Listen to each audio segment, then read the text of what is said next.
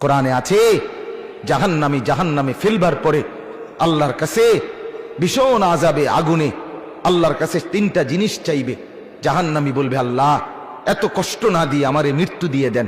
আল্লাহর কসম, কোরআনে আল্লাহ বলেন, আল্লাহ বলবে, না রে বান্দা, লা ইউখদা আলাইহিম ফায়ামুতু, জাহান্নামে কোনো মৃত্যু নাই।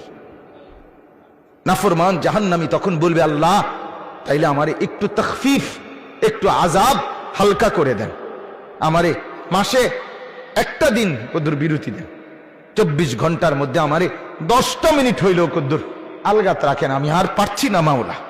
আল্লাহ তাআলা বলেন, ওয়ালা ইউখাফফাফু মিন আযাবিহা, না রে নাফরমান, 1 সেকেন্ডের জন্য জাহান্নামের আযাব কমানো হবে না। 3 নাম্বার, নাফরমান বলবে, আল্লাহ তাইলে আমারে দুনিয়ায় একটু ফেরত যাইতে দেন, আমি নেক আমল করব এবার গেলে। আল্লাহ বলেন, যেদ্দুর হায়াত দিলে নেক আমল করা যেত, ওদ্দুর হায়াত দিয়েই তোমারে আনছি, আর ফিরবা না। কাল্লা, না না, দুনিয়ায় ফেরত যাওয়া যাবে না, তাইলে মরতেও পারবে না, আযাবও হালকা হবে না, দুনিয়াতেও ফেরত যাইতে পারবে না। তো কি করবে? ক্বাল ইখসাউ ফিহা, আল্লাহ বলেন, ইখসাউ ফিহা, তুমি নাফরমান জাহান্নামের মধ্যেই পড়ে থাকো, ওয়ালা তুকাল্লিমুন, আর কোনো কথা বলবি না, শুধুই আযাব ভোগ করতে থাকো।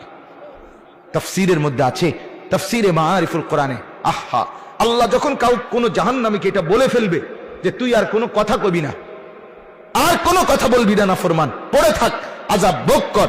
তাফসীরে মাআরিফুল কোরআনে লিখছে, জাহান্নামী আর মানুষের মতো কোনো শব্দ আর করতে পারবে না, শুধুই ঘেউ ঘেউ করবে, কুকুরের মতো আর গাধার মতো। আমার বাপ, জিন্দেগির উপরে রহম করো। আমার মুরব্বী চাচারাও, আপনারাও জীবনের উপরে রহম করেন। গুনাহ লম্বা করেন না, গুনাহ লম্বা করেন। 60 বছর ধরে টানা বিড়ি খান, এক টানা, কোন দিন বুঝবেন এটা গুনাহ?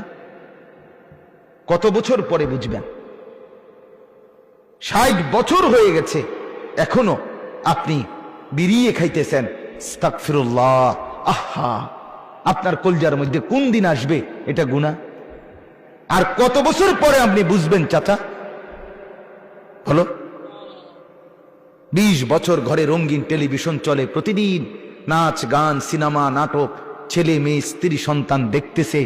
কত বছর পরে বুঝবেন আপনি, আপনার পরিবার যে এটা গুনাহ?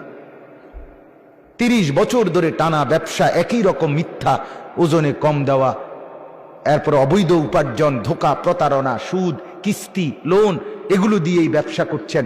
কত বছর পরে বুঝবেন এটা গুনাহ? এক ইমানদার বাবা গুনাহকে এত লম্বা